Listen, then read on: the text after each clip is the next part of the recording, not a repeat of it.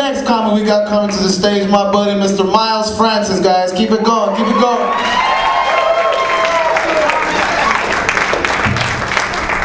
Since the last two comics started by roasting themselves, I'll keep it going. Yes, I do know I look like I dress like Moana, but about white people. Guys, 2019's been rough. I recently lost my health insurance. Expected a little bit of like an it's not in the sense that like it was taken from me though. I just did the math, and it's cheaper for me to get prescriptions from my drug dealer. But like honestly, it's really embarrassing. Like it's already embarrassing enough if you're a weed guy and you buy from like a legit dealer. Like they're like, hey man, you want some ice? You want some blow? You feel like a total nerd when you're like, I'll take one marijuana, please. And now it's more like, hey man, you got anything that'll clear up these sinuses? I have no idea what he gave me last time. I asked for Sudafed. I didn't sleep for 3 days. I have been smoking weed now for about 15 years, and I know what most of you are thinking. Duh. But when I say I've been smoking now for the last 15 years, I don't mean like I've casually been smoking for the last 15 years. I mean, I'm pretty sure I've been stoned now for the last decade and a half. And guys, I'm in my 30s now. Like, I'm past the point of experimentation. I'm not even gonna try sobriety. Doesn't look fun at all. I do have my limits though. Like, is anybody here into the concentrated marijuana, the dabs? Right on, good for you, you do you. I have to be real though. That feels too much like doing drugs to me. Like, you have to have your own special contraption. You have to have a blowtorch. If you need a blowtorch to get high on pot, you have made some mistakes somewhere along the way.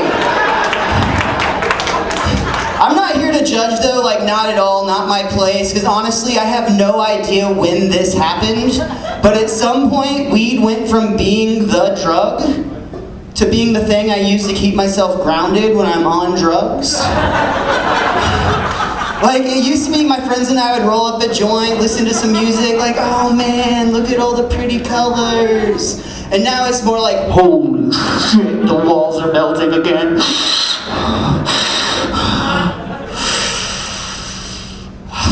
That's better. My favorite thing about smoking pot, though, honestly, is all the cool people you meet. Like, I used to buy weed from a DJ, and he was a cool dude, except every once in a while I'd go over there to pick up and he would be in the zone.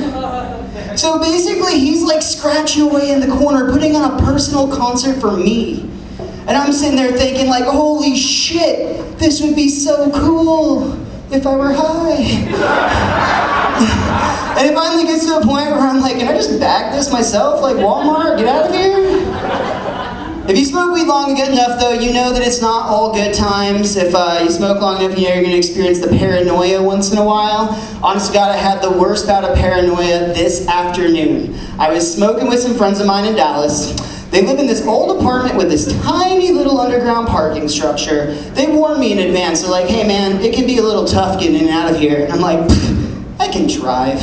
I make it in, no problem. We go, we hang out, we smoke a couple hours. I get back downstairs and that garage has shrunk, y'all. Like a lot. And like, I'm trying to get myself out of there and I'm having to get out of the car and check to make sure I'm not about to back up into anything about every like 3 inches. It gets to the point where I'm like doing like the Austin Powers, like I'm getting absolutely nowhere. And the paranoia is starting to kick in. I'm sitting there thinking, oh my God, somebody that lives here is gonna be getting home and they're gonna be so mad because they probably just got off work, they've had a long day, all they wanna do is go home and I'm blocking them from getting there. And then like another 10 minutes goes by, I'm like, fuck them, I wish somebody that would get, like lived here would get home because I am clearly incapable of getting myself out of this situation. And I was perfectly prepared to hand my keys over to a complete and total stranger. And actually, when we get done here, if anybody can help me move my car, I'd really appreciate it. Guys, I'll end on this one right here. I went to a concert the other day, and I was watching the bass player. And I had the same thought, I think, every time I go to a concert and watch the bass player. He's sitting here doing this, and I think to myself, I could do that. Like, next time you go to a concert, look at every other member of the band pouring their heart and their soul into every second of that music. And then there's the fucking bass player.